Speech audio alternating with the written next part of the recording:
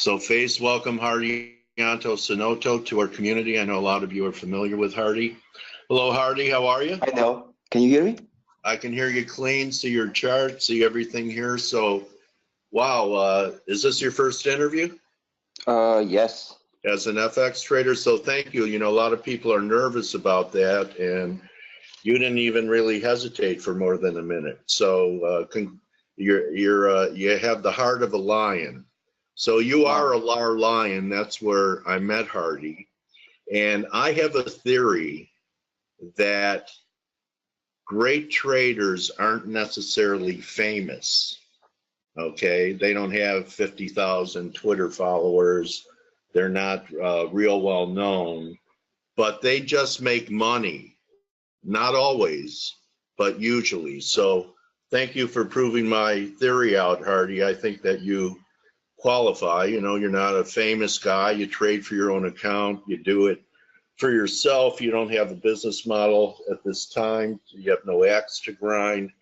And I remember you coming into the rooms and sharing your charts, and before the trade would manifest, you would put up charts, and I said to myself, this guy has skills. So thanks for following me over here to F.A.C.E, buddy. You're and welcome. Yeah, I also know that, I also know that you went to college out here in California. So tell me, how does an 18-year-old kid from Jakarta end up going to school in California? To tell you the truth, you know, I just want to get away from my parents when I went to college. I just want to get as far as I can, you know. That's a good. Yeah, so that's why everyone goes to the US. Yeah, you know, but I only went about 90 miles away, so you went like 9,000 or so. Yeah, so, I think it's like 3,000 miles. Oh, okay. All right. So that meant you didn't always go home on holidays and stuff. So what were your studies, and what was the name of the university? I majored in chemical engineering from Cal Poly Pomona. Okay. All right. And so let's talk about the beginning of your journey. So I'm assuming you used your education and went out into the work world, and you know, they're in high demand, people with that kind of degree and background. So you probably did that. Why don't you tell us a little bit about what you did and how you got involved in trading and FX? Tell us how that happened for you. Yeah, actually, when I graduated, I worked over there because my focus was on oil refinery. So when I got out of school, that was the peak of the oil. I think it was like 150 a barrel or something. Yes. So a lot of jobs were, they need a lot of people for the oil. So I started working over there for a couple of years. And then I came back to Indonesia in 2008. So exactly right before the subprime mortgage crisis. Right. Yeah, so I went back here and I watched, like every day when I watch the news, I watch how the stock market crumbles. Like yes. Every day you got like a really bad decline. Right. So in 2009, I actually started trading the local stock market over here in Indonesia because everything was so cheap. I mean, you could get like the big caps stocks, like I think it's like 1/8 or 1/10 of the previous price. So I started buying those. Yeah, I started buying those stocks, and then but I didn't know what I was doing. So I was just looking at it, and I was saying to myself, it was really cheap. I mean, you know, for 1/10 of the price, I just go buy it and just keep it for. I was thinking of like keeping it for a couple of years. Yeah. Yeah, but I think I only like after 3 or 4 months, my stocks was going up really fast. I think I was like making like 2-3 times my initial investment. So I was thinking to myself, you know, I mean, wow, that's a nice way to make money. Yeah, well, you know, they usually say, you know, there's a superstition that says if it's from the floor that if your first trade is a winning trade, it's bad luck. But it wasn't for you, so you just proved another theory. No, it wasn't good. Yeah, I started at the right time, you know. So everything I bought that time, like the next day will just go up, you know. Even though I don't know what I'm doing, and I don't know what I was doing with it. So everything I bought just keep going up. So I started after that I started like learning stuff about like how to really trade the stock market and everything. Okay. So I started But learning were all there, the technical analysis.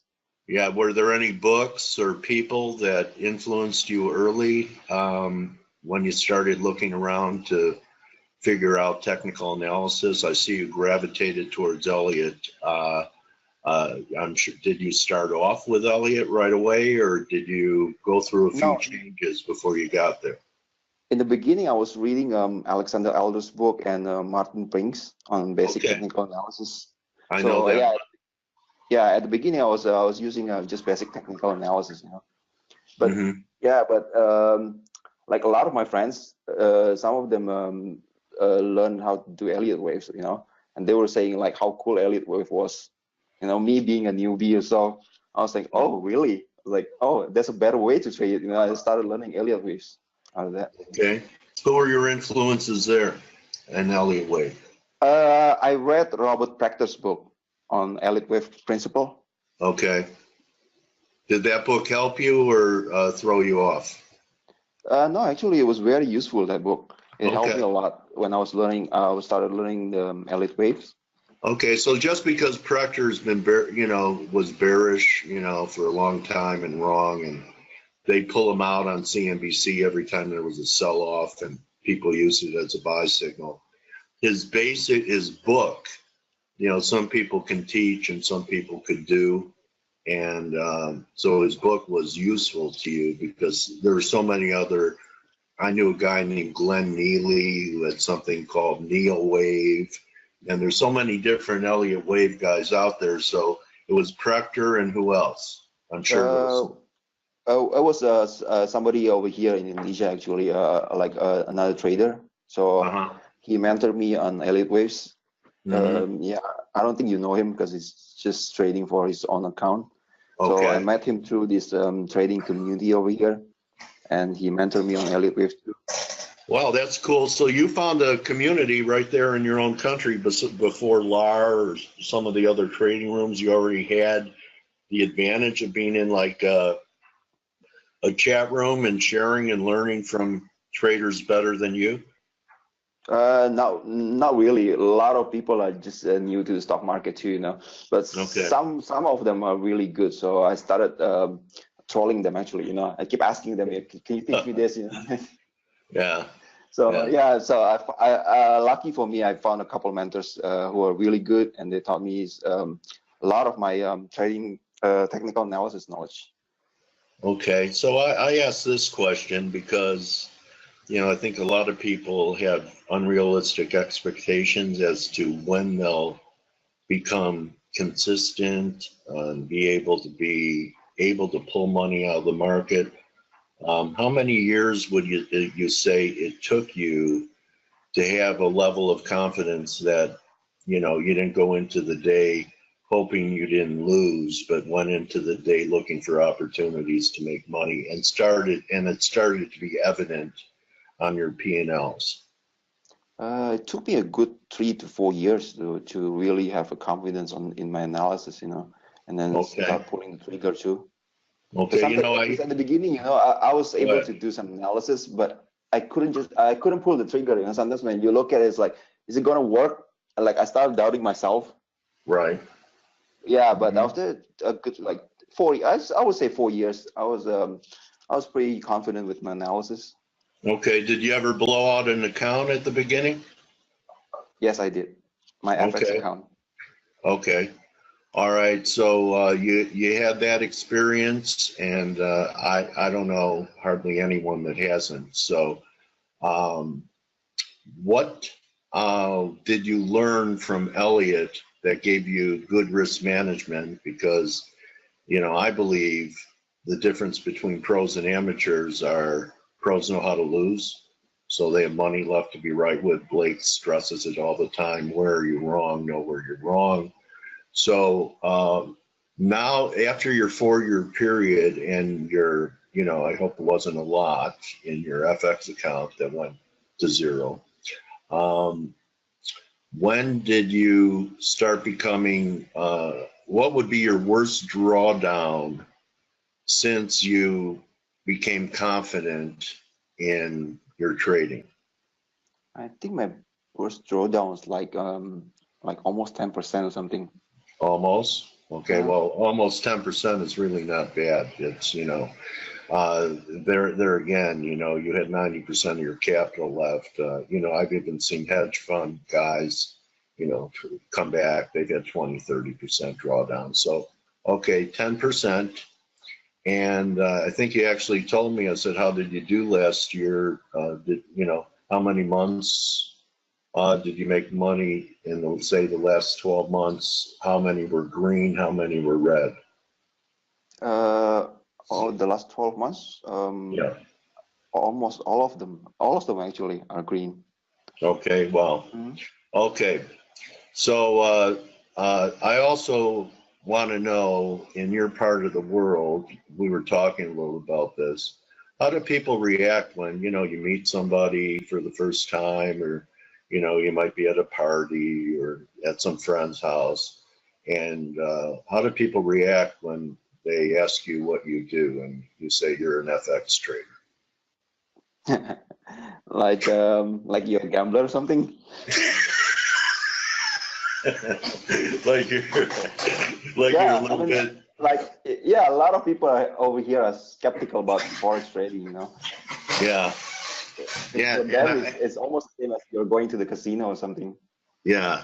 Yeah. Well, I'm also sure that, like most traders, especially parents who spend a ton of money on their children's education in college, they must have some questions for you when you decided to leave, what you got your degree in and become a trader. What were their reasons for having reservations? And I know I faced it. My mother said, honey, get a real job. So how did your family react to your decision to be an FX trader? Well, I was pretty lucky. I'm pretty lucky actually. I have a great parents. They really let you make your own decision in life. Even when college, like how a lot of kids have to ask the parents like what to study. Like the parents telling them to take this special, like this one major they really want. Right. My parents didn't do that. So they let them. Like when I told them like I want to go to US to go to college, like okay, just go. And they didn't even ask me to study whatever they want. So they just let me decide to do whatever I want. So even when I told them over here, they're a little bit worried, but eventually, they let me just. You're a grown-up man, so if you make your decision, just live with it. So. Okay. Wow. So that's excellent support from your support system. So you were fortunate that, because I think you did tell me, and I just want to bring up the point, that your parents were worried about it because they had some friends that lost all their money in the market and actually, went for the permanent solution for a temporary problem, actually committed suicide. So, it's, guys, you know what? It's never, there's, as long as you have breath, you have hope. And really, I know it sounds trite, it's only money. I know many people can't take it if they've, flushed a lot of money down the toilet in the market or have taken big hits. But really, the key is everyone gets knocked down. The key is to get up. So that's the end of my homily, Hardy. So let's get to the markets. Last week, I saw you on Twitter right before the BOE, and that was a great scalp. And thanks for sharing your ideas, because a lot of people on Twitter are also from the communities I've facilitated now at F.A.C.E, and you helped a lot of people buy that wave 4 low. And that was a great trade. So tell us what you're seeing now. Yeah, last week I think I bought it right after BOE at 13170. Mm-hmm. So yeah, that was the wave, the little wave 4 in so wave 4 of wave 3, and I took it out at 134 because I was thinking the wave 3 is going to be done over there. but actually it extended to 136. Okay, I But want to ask you. Because a lot of people really beat themselves up, even when they make money. Okay, so that was a great trade, but you weren't there for that final explosion. What was your thought process? Was it, oh, if I only would have, could have, should have, or you just, what did you feel emotionally after you got out and then saw the pound explode without you? I actually I didn't feel left out because I took a pretty good profit at 134. So even when the pound went up more, I was just looking for another way, another place to enter the trade. So that's why yesterday I posted another tweet on my Twitter account, looking to get long again in pound. Okay, what a great reaction. Yeah, that's yeah. I mean, if you're being greedy, you know, sometimes you're never gonna get enough. You know, you're gonna hold that position for like sometime too long, and instead you lose some of your profits. So I just take whatever the market give me, you know, and then if it thing goes up, then I'll just find another way to get in. Okay, yeah, that's a warrior attitude. So a lot of people will say, well, you know, would have, could have, should have had a piece on, but you just go right to your default position is next. Yeah, so, actually, I wasn't even watching the market that day, the day the pound went up more, because yeah, after that I closed my position like a couple hours after BOE because it reached my target area already. So after that, the next day I was busy with something, so I didn't even look at the market. So okay, all right. So now you think we might get this pullback. I know that Blake would love to see your scenario unfold for a pullback to around the 134. What do you have, 15 area or 30 area, something like that? Actually, I agree with Blake. I'm looking for somewhere around like 3380, 3390, or even 34. I'll probably split my entry around there, and then looking another push to. I'm looking for 138 at least, but I think we might see even 140 if pound is if the dollar is showing some more weakness. Okay, you know, that brings me to an interesting question. You know, I know that, you know, you love my jokes, so you followed me from lard to face, but you know, you're accomplished in your own right. I'm curious why someone who really doesn't need any help or any kind of guidance still likes to be part of a community and subscribe to services. For what reason do you do that? I mean, it's a good place to get an idea, you know. So, I mean, there are so many pairs in FX market. I mean, sometimes I don't watch all of them, you know. I mean, I was focusing on some, so I missed the move in some pairs. But by following the community when they're like discussing the stuff, I can just look at the chart immediately and then like, oh, okay, I missed that part, you know. So I get like some ideas that or I could look at something that I didn't even see in that chart. Yeah, so F.A.C.E, like LAR, is a community filled with professionals that aren't just trying to learn, but actually live off the market. And even when you're accomplished, you only have two eyes. And I know Blake has said that he's gotten a lot of great ideas from his private, no longer private, but live trading room. So, okay, so we're looking for a 4 in the pound and then 138. Do you think that's going to be it? I'm looking for one more low in the dollar. Pound's been way outperforming Euro as EG fell apart. Do you have a similar view in Euro? No, actually, on Euro, it's almost. I think it's almost ending the move. It's like the last push. Yeah. I think we're doing 4 now too, but the thing is, I don't know if the 4 is good doing a triangle or it's done right here already, you know. So we're moving to 5 already, because I have a bearish EG view too. So that's why I'm thinking Euro is at the last push of the move up. You think we could make another new high? I'm actually looking for a 3. It looks like we have. Yeah, I'm thinking we're gonna make a new high around 122, something like that. Okay, so that's even higher than I'm looking for. So, and that's a 50% retrace from of what? the The 140 high? yeah, the 140 high. That's right.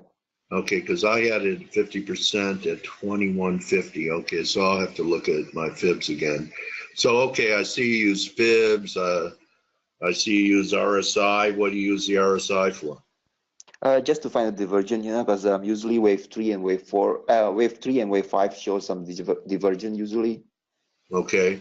How about wave ones? You ever catch bottoms because of RSI? You use any of the things that I talk about all the time?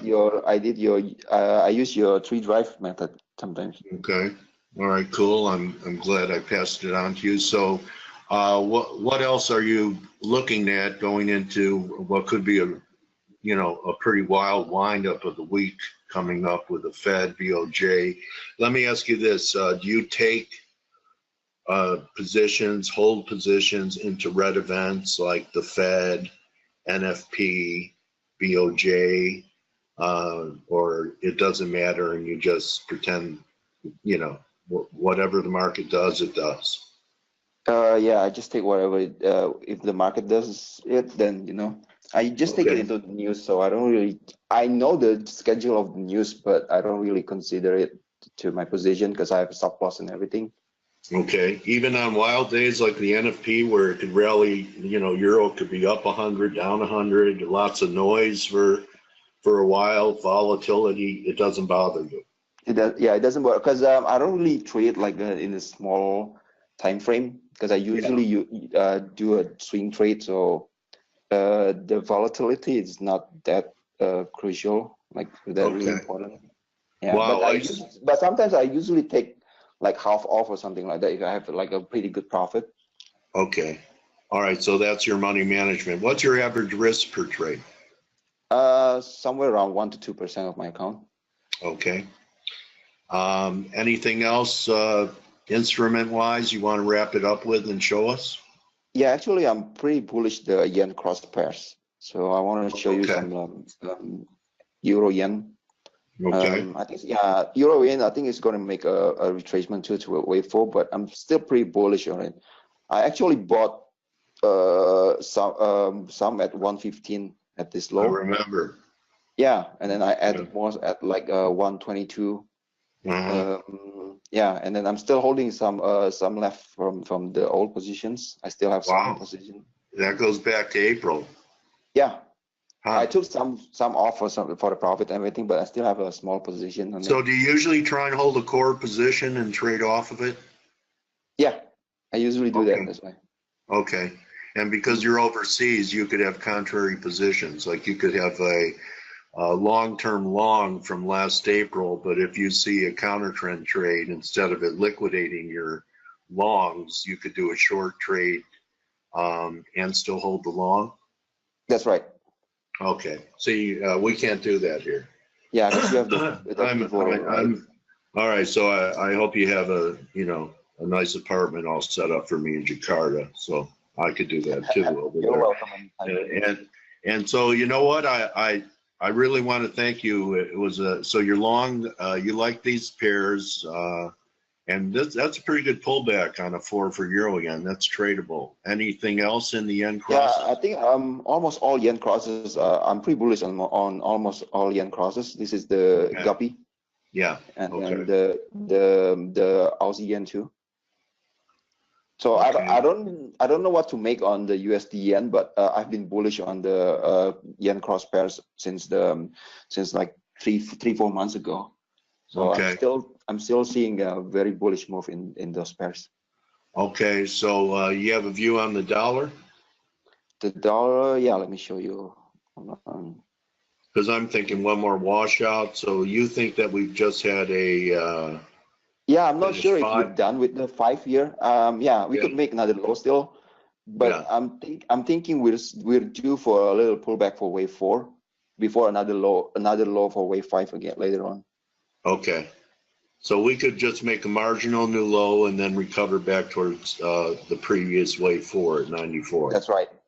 I'm looking for around 94 before we go down again later on. Okay. Wow, what a great interview for it being your first. You're a natural. So how do people follow you? You just have your Twitter handle. Yes, I only have my Twitter handle at trader_Hardy. Okay, Jess says hello. Jess sends his respects. Hi, Jess. And someone, George H, said he had a 75% drawdown and lived through it. So you're a warrior too, George. Thank you so much, Hardy, for coming by and sharing your views and your journey.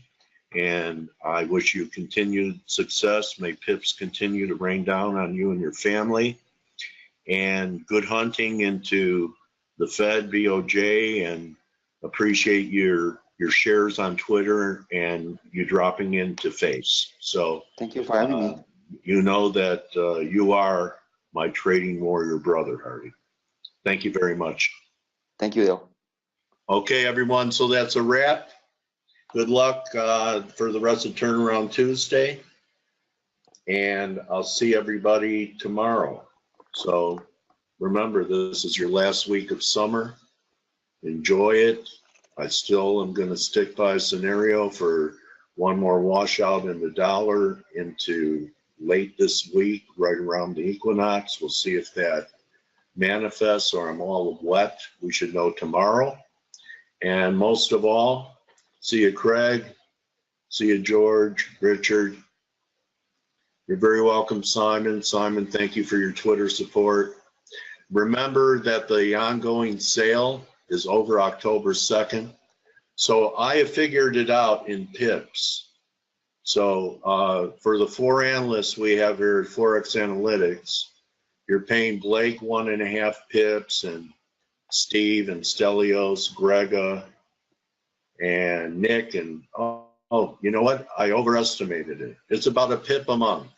So if I could hire Blake Morrow and Steve Volge and Nicola Duke and Grega Horvat and Stelios for 1 pip a month, I would call that a very good value. Yes, yeah, so it's a pip a month for the 1-year subscription. All right, everyone.